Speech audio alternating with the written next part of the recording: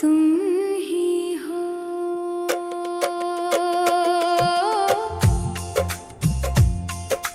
तुम ही हो माता पिता, तुम ही हो। तुम ही हो बंधु सखा, तुम ही हो।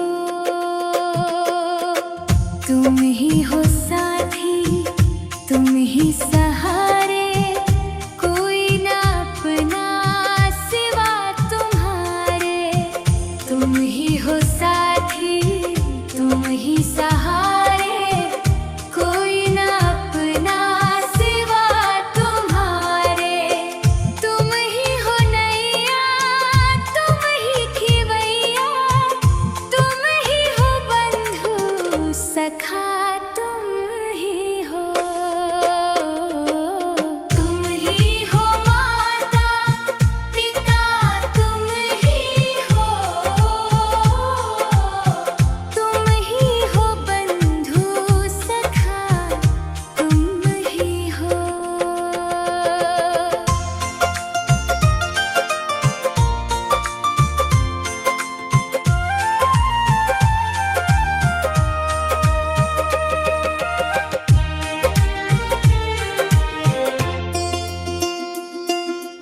जो खिल सके ना वो फूल हम हैं, तुम्हारे चरणों की धूल हम हैं।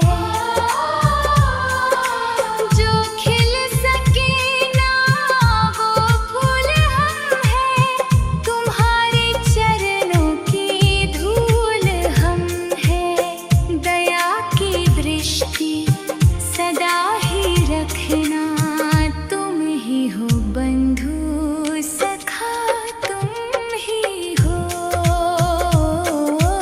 तुम ही हो माता पिता, तुम ही हो।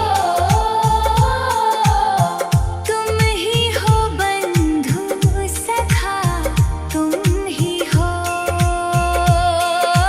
तुम ही हो माता पिता, तुम ही हो।